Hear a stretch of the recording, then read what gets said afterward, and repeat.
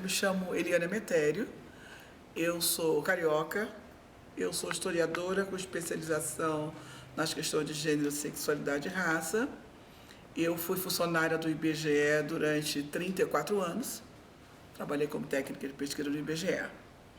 A escola seria o lugar em que teríamos que aprender esta formação de sociedade, né? Como ela é estruturada, o que é o classismo, e dentro desse classismo, aonde estão os homens, as mulheres, os homens negros, as mulheres negras, os homossexuais, as homossexuais, né? Aonde estão esses outros segmentos que fazem parte da sociedade. Eu discordo, mas aí sou eu, né? Eu e algumas amigas e algumas outras pessoas que assim, a gente conversamos sobre esses assuntos, a gente não gosta desse termo exclusão social.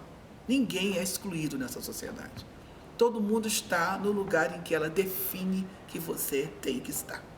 Por exemplo, reclamamos do fundamentalismo o tempo todo, o poder deles. Mas eles são úteis a essa elite fundamentalista e à elite que também não é fundamentalista, porque o projeto político de direita e desse patriarcado que continua dando todas as coordenadas. Quando eu falo patriarcado, é o sistema do machismo, o sistema dos homens e da elite. Eles sempre determinaram no mundo aonde estariam as mulheres e as crianças. Não é isso? Uhum. Então é desse lugar que a gente fala. Quando eu, hoje em dia, tenho ainda nas minhas pautas, além de discutir gênero, raça, sexualidade, tudo isso é permeado por racismo, que também é estrutura, né? Uhum. A homofobia, que é outra estrutura. E a gente tem que discutir a questão da violência. Se fala em violência doméstica o tempo todo, né? Vamos nos voltar um pouco agora para a violência doméstica. Violência doméstica, o Paraná está em terceiro lugar, para a tristeza dos paranaenses, mas ele está em terceiro lugar. E por que está em terceiro lugar?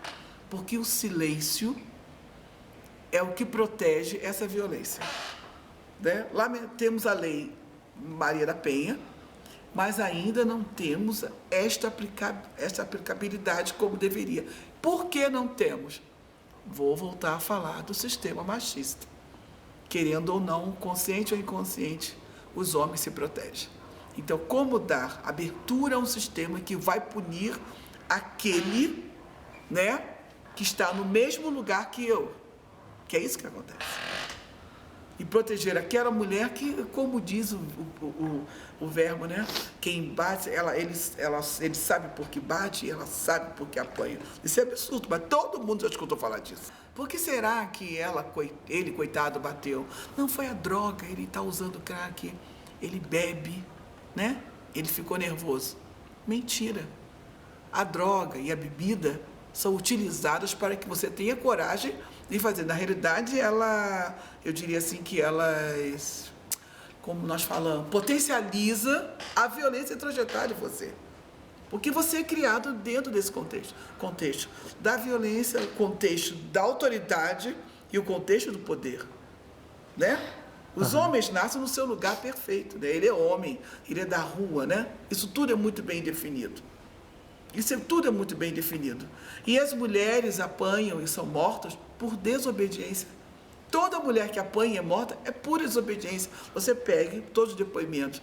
Ele matou porque ela separou e não queria voltar para casa. Ele bateu porque ela saiu de casa. Ele bateu porque ela foi trabalhar. Ele bateu porque ela foi à festa. Então, a desobediência é que está ali o tempo todo fazendo com que ela apanhe. Ela, os filhos, né? Outra violência. A família se forma por uma necessidade.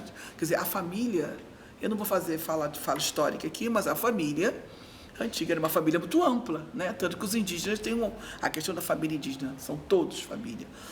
O povo, algumas tribos da África, a criança pertence àquela tribo, àquela família. É muito amplo.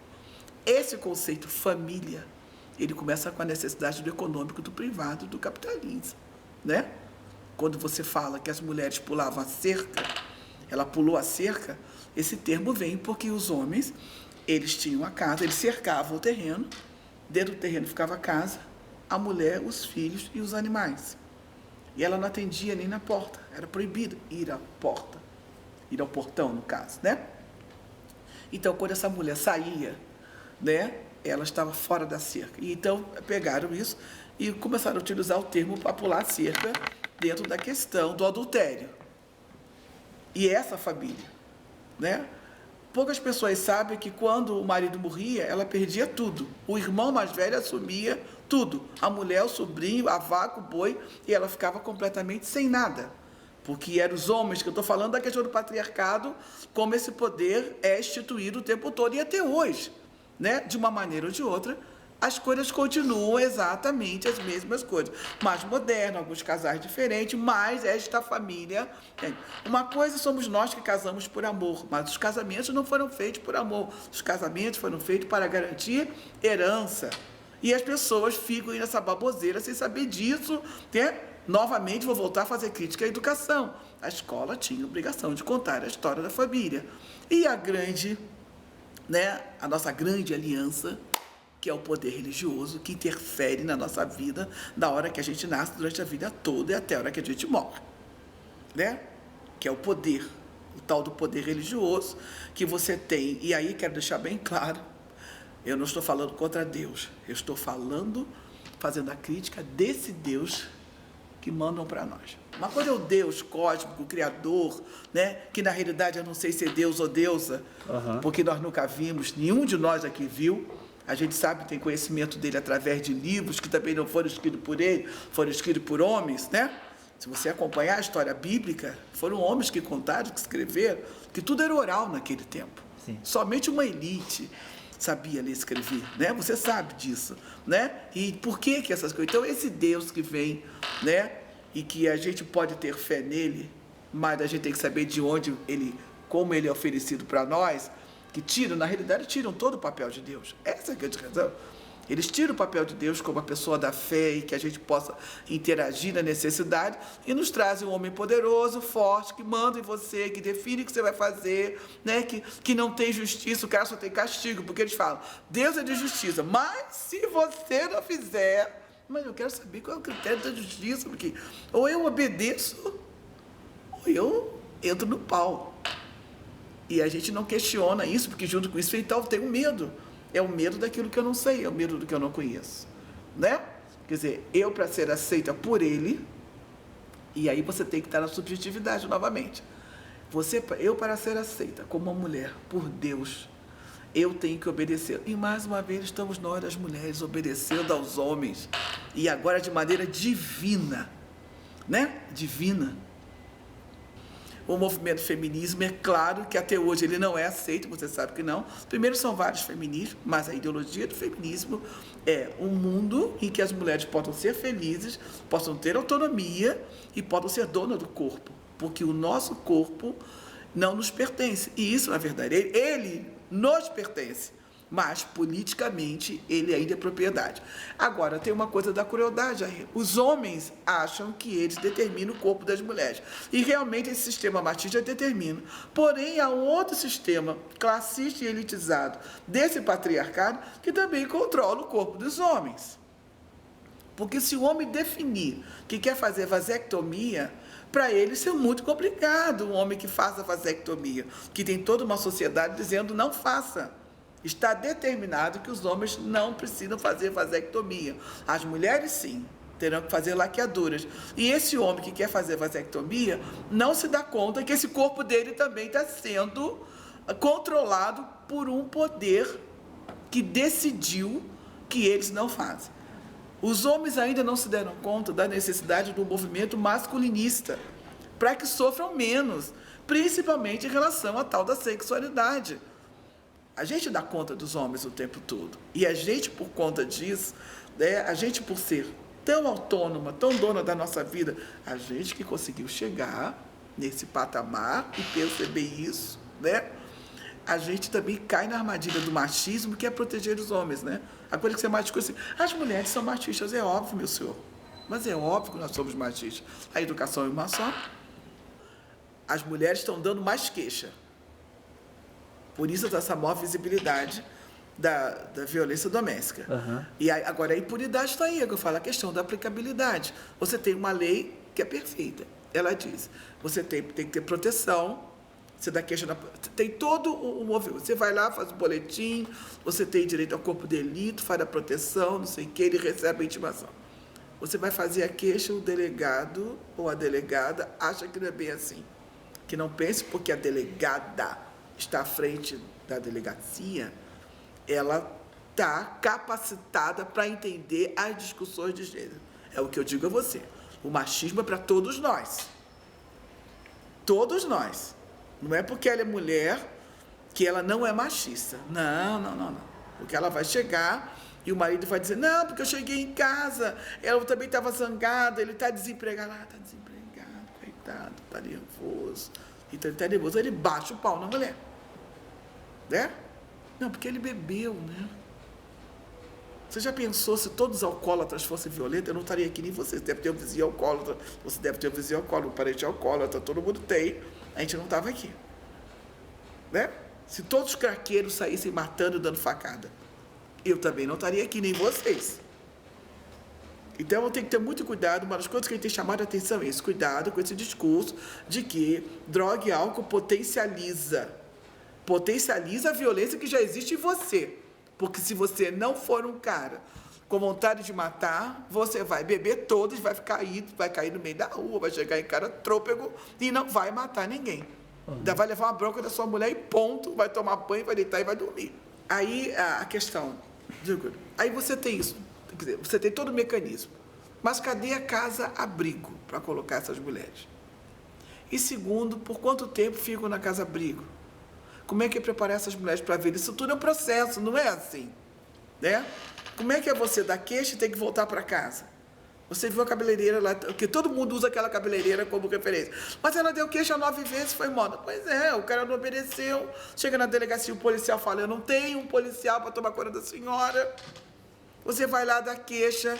E aí eu digo a você, o que mais incomoda nessas questões é, querendo você ou não, uma solidariedade que rola entre os homens, que o cara chega na delegacia e aí ele conta uma história triste, porque eu bebi, porque eu uso droga, eu estou desempregado.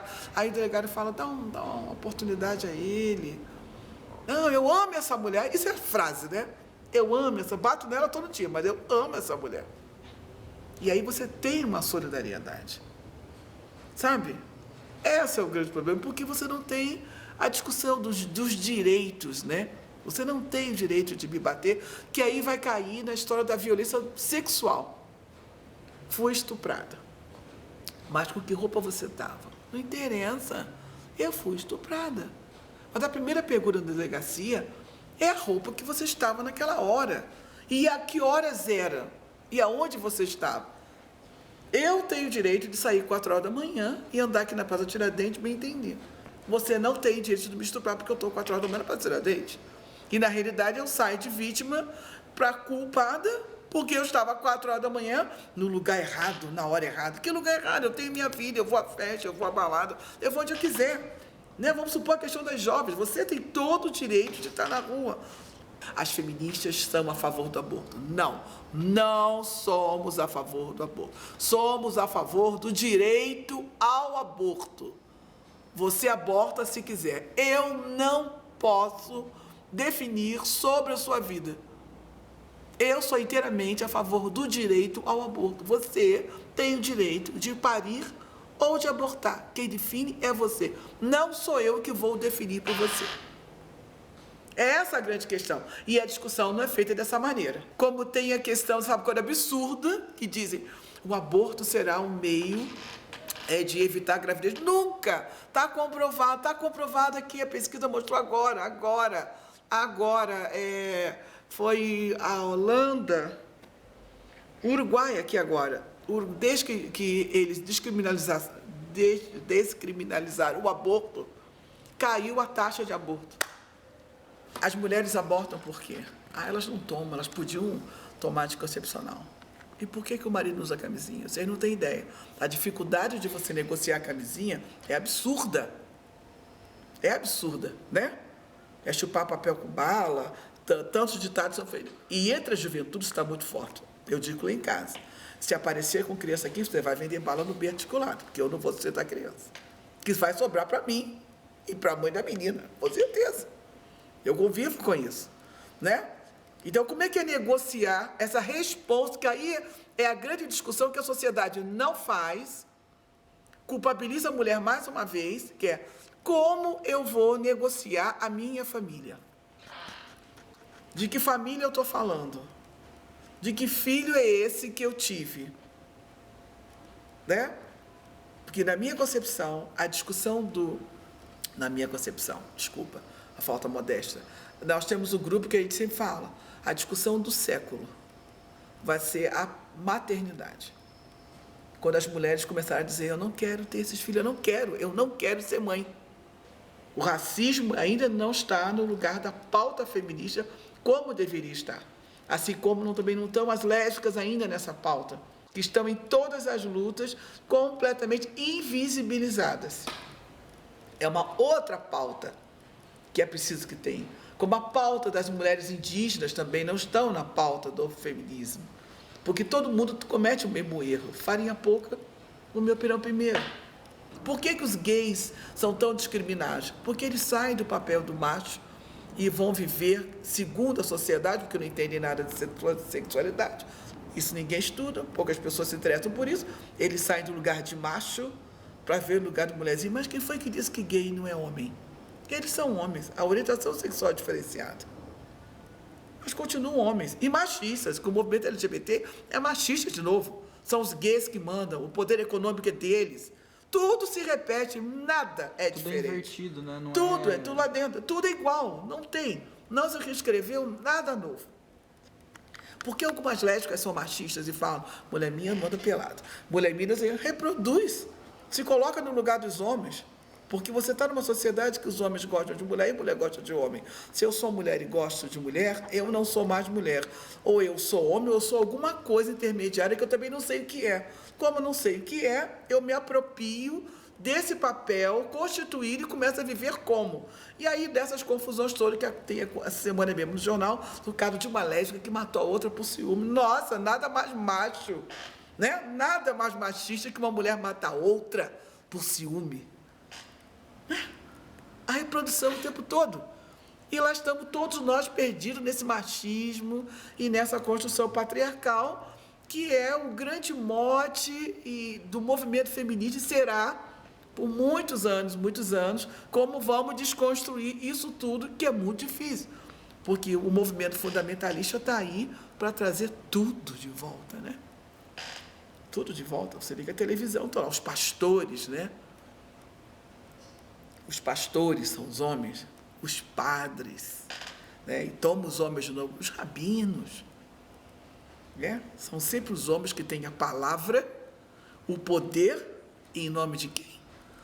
Eu vou fechar agora, né? Em nome de Deus, em nome do homem maior, que é Deus. Esses homens todos são poderosos em nome de Deus, porque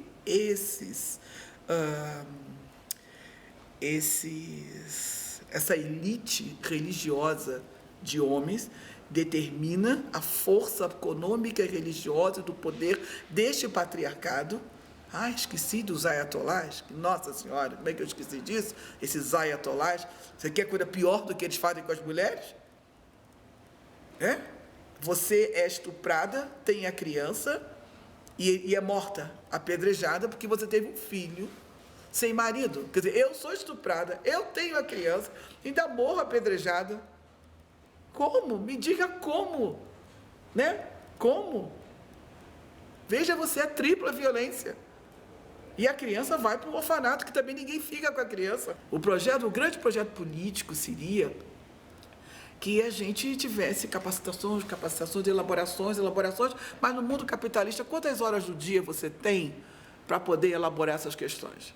Eu penso muito, mas depois de aposentada e também por ter também estado no movimento social. Mas no movimento social nessa linha, porque se eu também for para o movimento social organizado ligado à igreja fundamentalista, eu não vou para lugar nenhum.